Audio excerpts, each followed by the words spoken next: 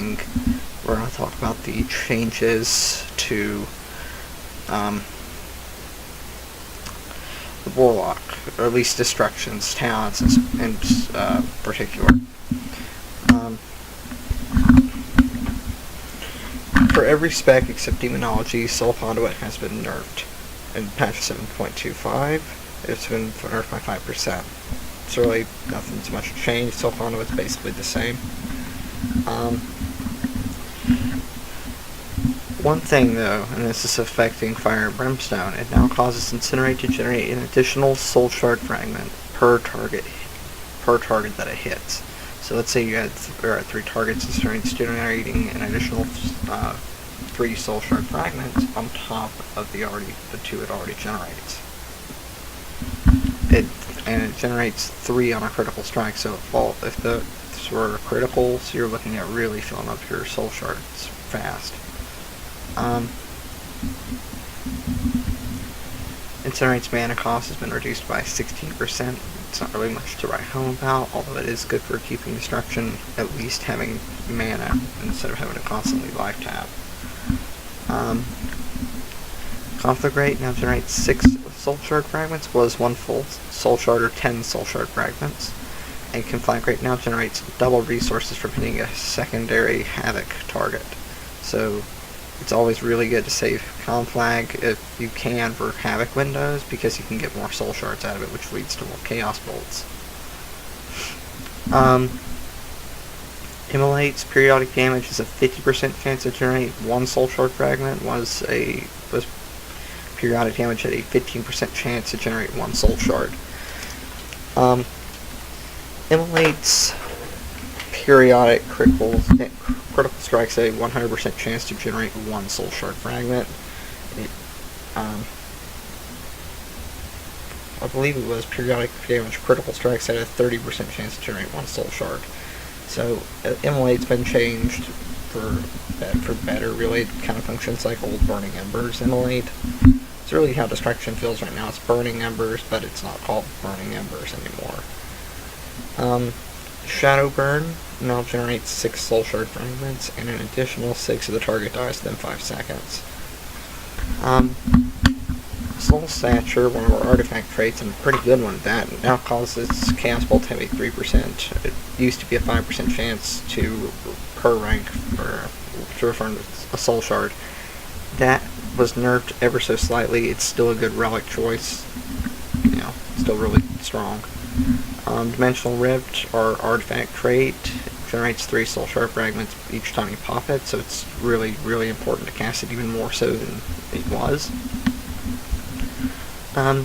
Chaos Bolts that are cast from the Chaos Bolt Rift now deal 60% increased damage, which is really good.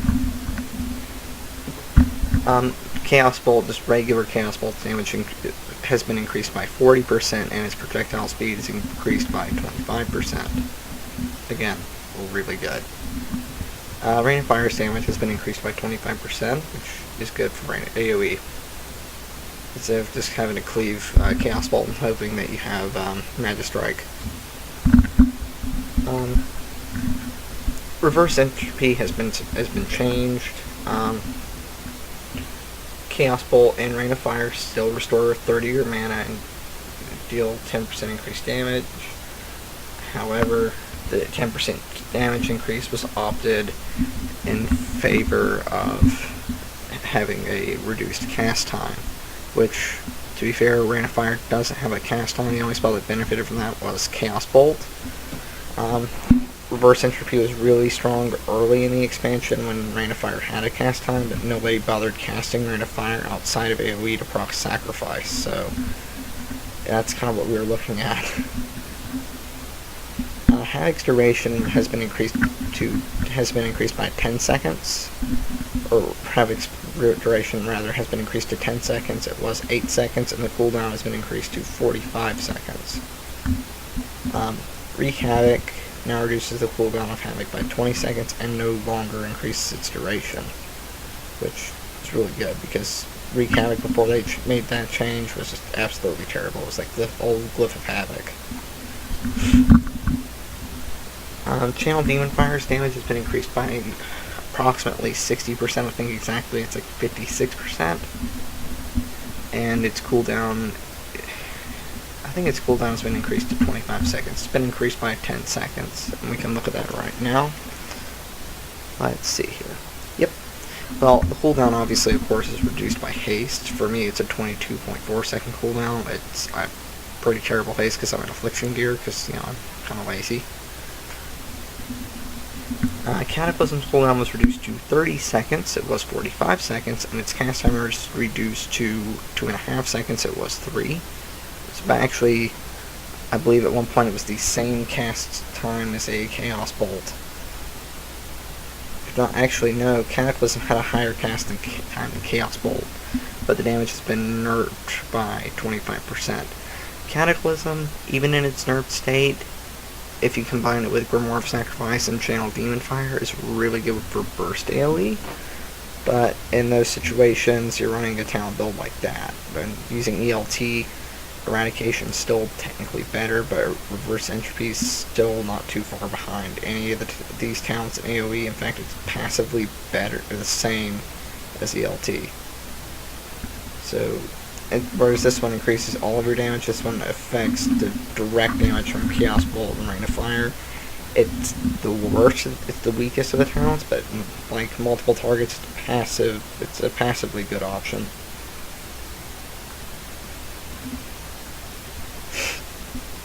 Okay.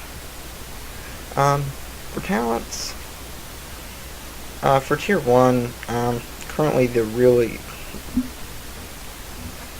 really the strongest option on this on this entire talent row is Backdraft. For level 30, for the most part, there's only 2 viable choices.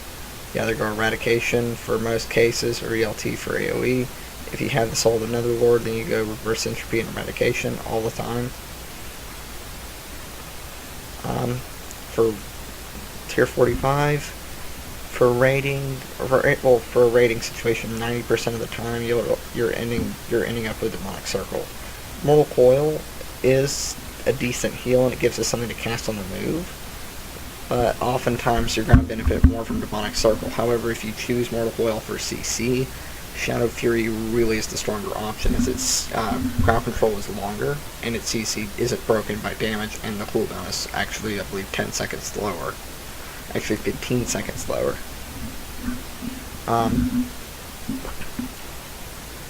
Tier 4. Soul Harvest is your best choice for 1 to 2 target cleave. And once a third consistent target is introduced, Fire and Brimstone technically starts to pull ahead. Cataclysm can be useful, like I was saying earlier, if burst AoE is required on a fight. So something like Scorpion, which is pretty bursty. It's a semi-bursty, semi-sustained AoE. For the most part, it's sustained, in which case Fire and Brimstone's better. But if it's bursty, like something like, let's say, Harjatan or Mr. Sazine, Kata. For level 75, it's a very situational tier. All the choices here are great, have great utility. However, you'll want to be a little bit more careful when using Burning Rush. That being said, you'll go Burning Rush most of the time as Warlocks really don't have any movement speed increases, and in most situations, you'll be able to dodge deadly mechanics while using this. That being said, Demon Skin is good on some things where, like, consistent damage is present and you really don't have to move much. On low mobility, single target or cleave, Demon Skin's really, really strong. Actually, better than the other two on the row. That being said, Dark Pact is really strong for fights that have like periodic bursts of damage every minute. So, Ursoc. Or Cenarius, depending on what you're doing, on where you are in the fight. Like, if you're dealing with Sisters, you're using Burning Rush. If you're dealing with like the Brambles or one of his other things, it's Demon Skin, and I can't remember which one it is after that, but it's Dark Pact. I think it's if you're soaking the thorn bush things, whatever they're called. Now, for tier 6, this is a pretty interesting row. Supremacy is technically the highest simming 1 and 2 target option, and it's closely followed by service. However, once once 3 consistent targets are in play, sacrifice really starts to pull ahead, and in progression rating scenarios, you generally want to use service over supremacy, since it offers a lot more on-demand fingertip burst damage, which can be very useful, in comparison to supremacy, which is the highest for sustained damage.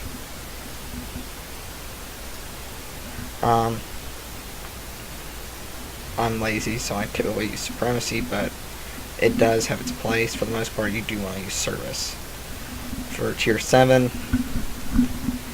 for a single target, you should always go Channel Demon Fire. This talent offers the largest damage potential.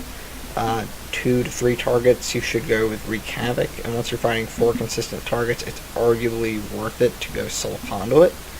However, there really aren't many scenarios where this is going to happen, especially not in raids. So for the most part, Channel Demon Fire or Wreak Havoc, pick your poison.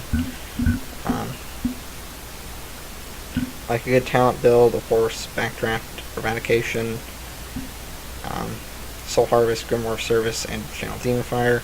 However, Supremacy in theory is better, but in practice it's not, because you lose you lose access to your Infernal cooldown, which makes it to where you have to have your open the fight with your Infernal and then cast as 1 minute stun to use Lord of the Flames. So it's because of the loss of the cooldown that we really can't recommend Supremacy. It does good sustain, but you're going to be gimping yourself a little bit in terms of burst. Really a lot of burst. For 2 targets, the only thing you're changing with this build is Wreak Havoc. You're changing 1 talent. For 3 targets, this is when it gets fun. Soul Harvest becomes Fire and Brimstone, and Grimoire of Service becomes Sacrifice. You can argue till the cows come home about Wreak Havoc versus Soul Conduit. I'm personally going with Wreak Havoc, because Havoc is very, very, very useful, especially with the Embers you're getting for 3 consistent targets. For Mythic Dungeon build, it's this for the most part, or this. Actually, scratch that. It's this or this. Really, it's this, but still. This is for bursty situations, on like fights where you need more AoE burst, or dungeons where there's more burst AoE, and this is for more sustained, kind of quasi single target. The build, for the most part, no matter what you pick, is very focused around AoE, and it's not always going to be the best option, even when you're playing Mythic plus Dungeons. It really depends on the level and the affixes, and because of those 2 factors, you may want to consider going from Grimoire of Sacrifice to Grimoire of Service, or even Supremacy on high Mythic plus Tyrannical leagues. And you can also change from Soul Conduit to Wreak Havoc if you really want to focus more on nuking down priority targets. Like I said, Wreak Havoc is really, really strong. I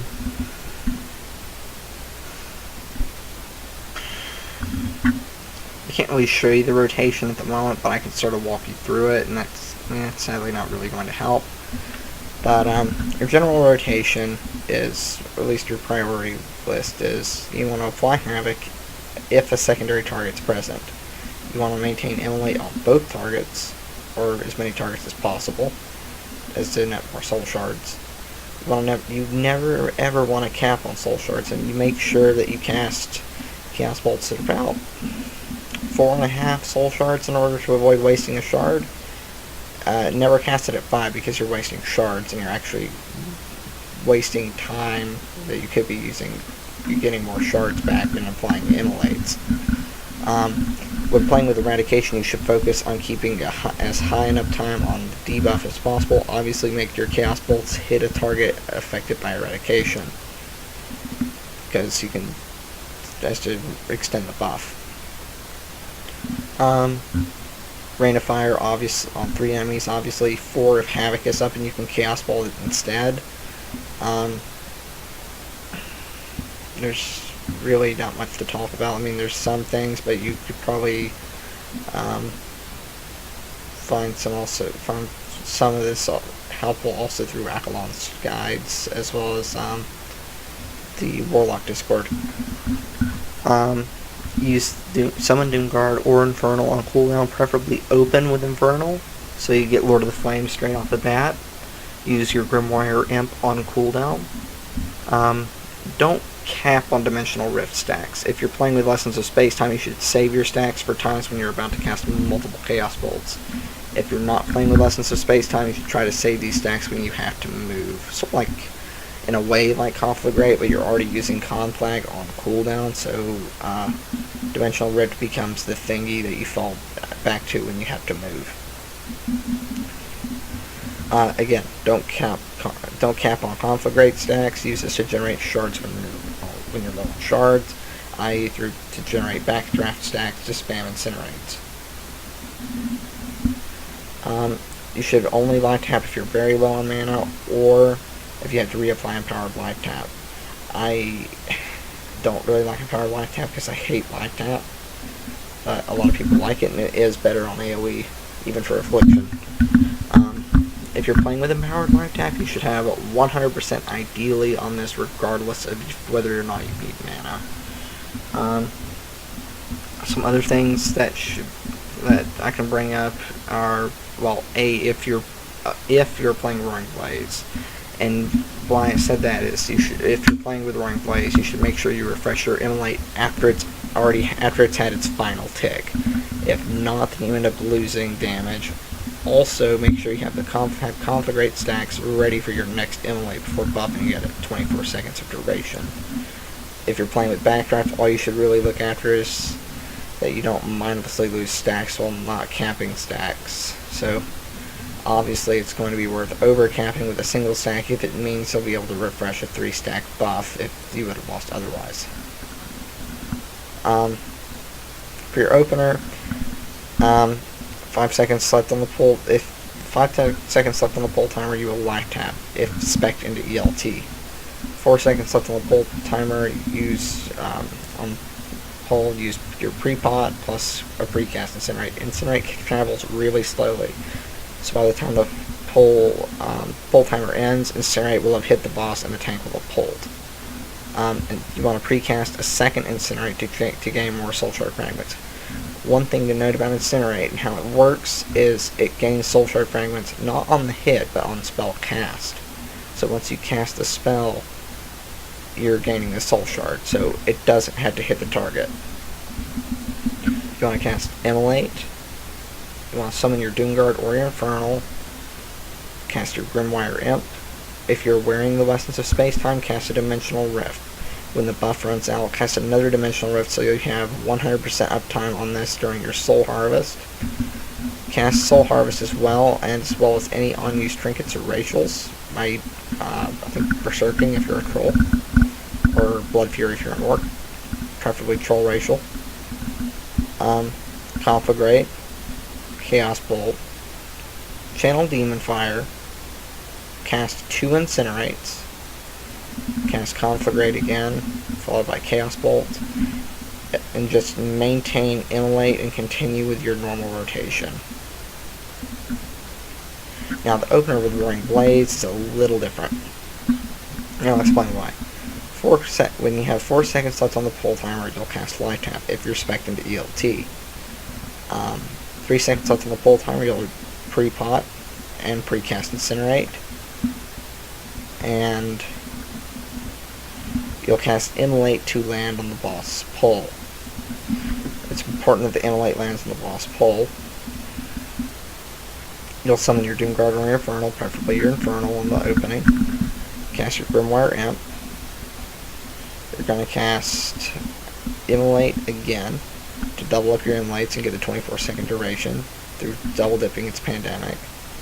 Cast Soul Harvest as well as any unused trinkets and racials. Dump 3 of your Conflagrates, 2 of them if you don't have the 4 set of tier 19. Chaos Bolt. Conflagrate when you're off cooldown. And cast Channel Demon Fire. Pop 3-dimensional rifts, only cast 1 if you're using lessons of space-time, otherwise cast 3. Refresh immolate at the last possible second to maintain the fully buffed immolate on the target for as long as possible. Then refresh immolate and wait until you have 3 stacks of conflagrate before you double cast for 24 seconds. Immolate and then repeat, and then continue with your normal rotation. For the most part, stats for destruction are relatively the same. And what this basically is haste, brackets, well, haste over brackets, mastery equals crit, close brackets, over versatility. And what essentially this is, haste is your strongest stat as a destruction warlock, and haste makes everything faster, but most importantly, it reduces the cooldown on conflagrate, which is really nice. Crit makes it to where incinerate and immolate both generate more shards from critical strikes, and also your critical strike makes your chaos bolt hit harder as the spell is a guaranteed crit already. Versatility is a weaker but entirely passive version of our mastery. Our mastery makes it to where it passively increases our damage and reduces our damage taken. Let's pull this up here. Okay. Again, I've got affliction gear on, so bear with me. Yeah, I've got like 11,000 mastery in destruction. That's insane. But what it does is it makes it to where your spells deal X% increased damage plus a random amount of up to X% additional damage. So mastery has a floor now. So like with the mastery I have now, 72% in destruction, my spells are dealing 36% increased damage, plus a random amount of up to 36% additional damage, as well as taking 8% reduced damage, plus a random amount of damage up to an additional 8%. So it's decent. It's a very RNG stat, but it's pretty fun to mess with. And mastery is also decent in cleave. But mastery and crit are both equal, and what I'd really advise is to try to keep them balanced if possible. I know it's not easy to do, but and stats can run ahead of each other. But one way to deal with this is have your stats split up kind of like this: pieces with haste crit, haste mastery on them. And haste should be your heaviest stats since it's the highest value and the most important, really. However, intellect is also really close to your other stats, so in most cases, item level is better for destruction.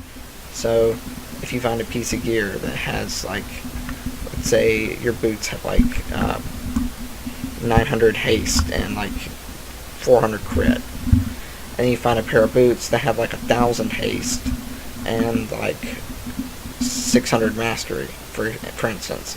The intellect that they'd have anyway for having stats, let's say it's like a 940, or it's like a mythic TOS Titan Forged. I'm not sure what item level that would be, to be honest, but let's say it's really high. What you're getting at is the item level you're gaining from that piece is better than, like, even if that piece just had like 1,000 mastery and like 800, like 600 crit, the item level and the intellect that you're gaining is still better because like this primary stat is still really powerful for destruction. It's not, destruction in a way is unlike the other two specs where, like, for demonology and affliction, the secondary stats are far more important than your primary stat. For destruction, it's relatively equal, and in most cases, if you're running with backdraft, it's all about item level. It's more item level centric anyway.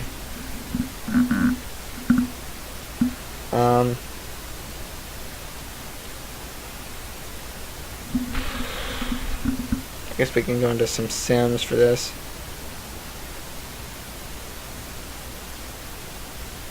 If we can.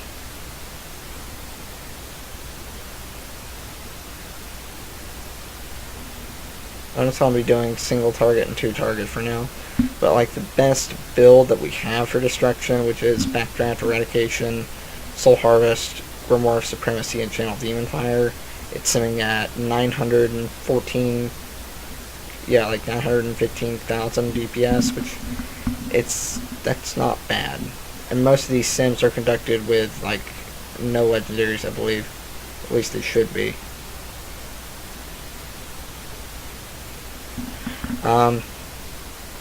Whereas I believe for 2-target,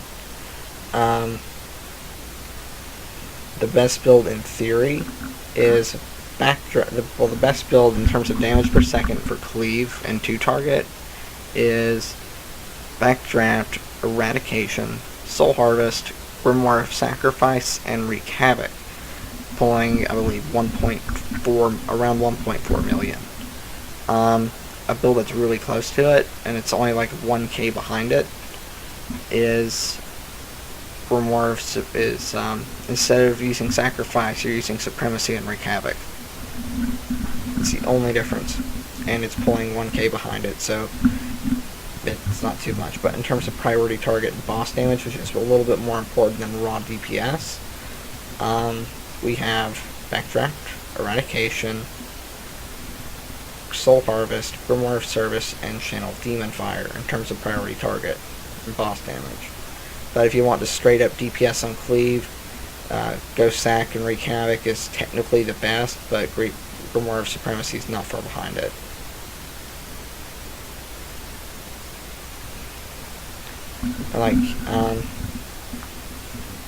Like Maximum Burst, which is another thing we can look at, which I'm not sure if anybody cares.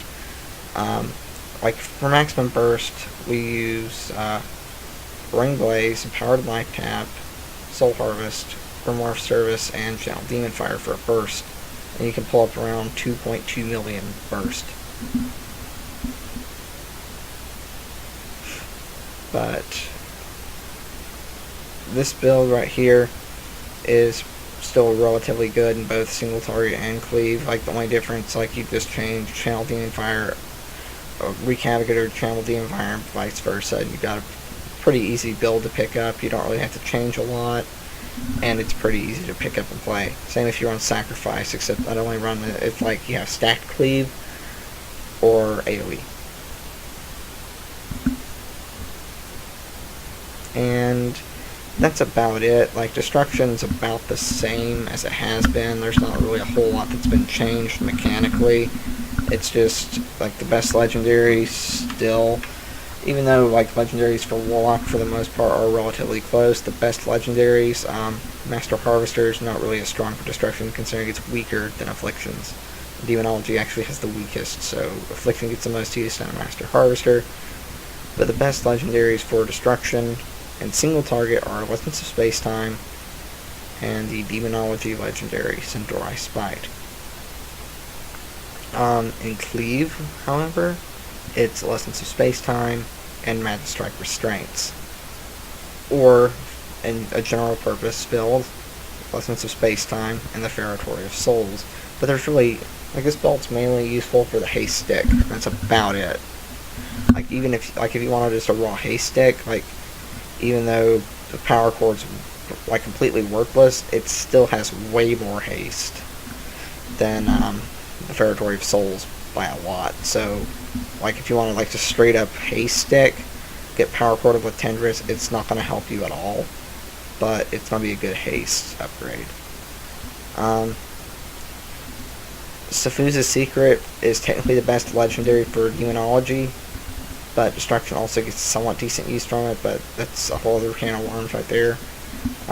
Some of the Netherlord basically just gives us Eradication anyway, so we can take Reverse Entropy for free. Pretty much you should be if you have some of the Netherlord, that's the ring you use all the time, and you use Reverse Entropy all the time, so you don't really have to life tap as much. Another good legendary to keep note of is the Pyrogenics ring.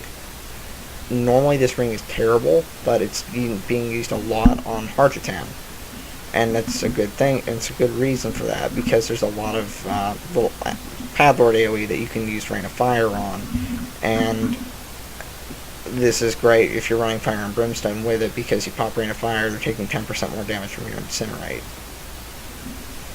It's good if you just want to like get a little more like kind of cheese the ads a little bit. Even Pride As is still really strong for destruction because it's a hella good stat stick, and it's actually a thing that actually makes this kind of beefy. Not as beefy as if you put it on like Affliction, but Pride As even on destruction is really strong because Warlock's baseline are fairly tanky. That's about all I can think for now, guys, so I'm going to be signing off. I'll be coming at you soon with a Demonology Warlock guide. Alright, until later.